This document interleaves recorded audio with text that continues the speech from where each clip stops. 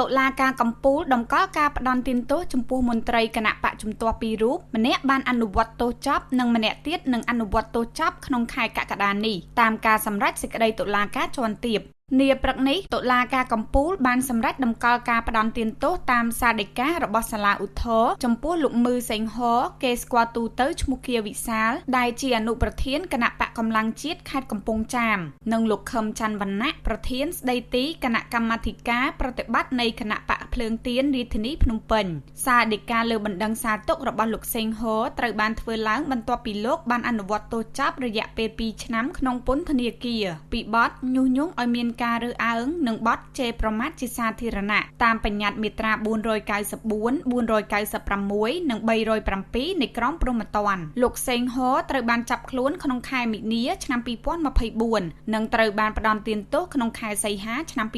2024ជុំវិញការបង្ហោះសារនៅតាមបណ្ដាញសង្គម Facebook រិះគន់កំណត់ត្រាស្ថានភាពប្រជាធិបតេយ្យរបស់រាជរដ្ឋាភិបាលលោកត្រូវបានដោះលែងក្នុងខែមិនិនាឆ្នាំ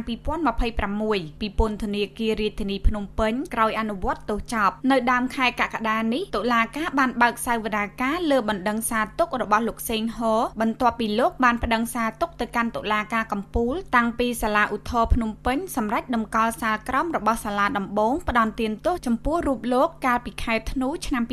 2025បន្ថែមពីការផ្តន្ទាទោសពន្ធនាគារលោកត្រូវបានតុលាការពិន័យជាប្រាក់4លានរៀលហើយលោកក៏ត្រូវបានតុលាការបង្គាប់ឲ្យសងជំងឺចិត្តជាទឹកប្រាក់ចំនួន20លានរៀលប្រមាណ$5,000អាមេរិកទៅដើមបណ្ដឹងលោកម៉ៃហុងស្រៀងដែលជាអតីតមន្ត្រីគណៈបកជំទាស់ក្រោយបានចូលរួមជីវភាពនយោបាយជាមួយគណៈបកកាន់អំណាចនៅថ្ងៃនេះតុលាការកំពូលបានសម្រេចដំកល់ការផ្តន្ទាទោសចំពោះលោកដដែលទោះបីជាយ៉ាងណាក្រោយចេញពីពន្ធនាគារលោកសេងហរនៅតែបន្តសកម្មភាពជាសកម្មជនគណៈបកជំទាស់ដដែលលោកច័ន្ទវណ្ណៈដែលត្រូវរំពឹងថានឹងត្រូវបានដោះលែងបន្ទាប់ពីអនុវត្តទោសចប់នៅក្នុងខែកក្កដានេះលោកត្រូវបានចាប់ខ្លួននៅខែមករាឆ្នាំ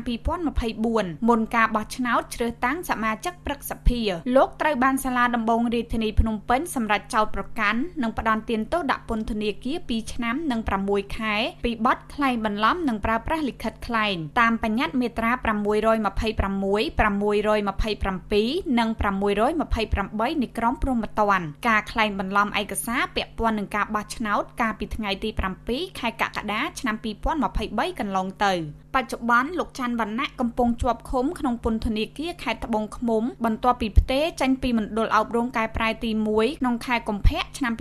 2026ហើយបានជាប់ឃុំអស់រយៈពេល910ថ្ងៃហើយលោកក៏ស្ថិតក្នុងចំណោមមនុស្ស122នាក់ដែលចងក្រងដោយអង្គការលីកាដូ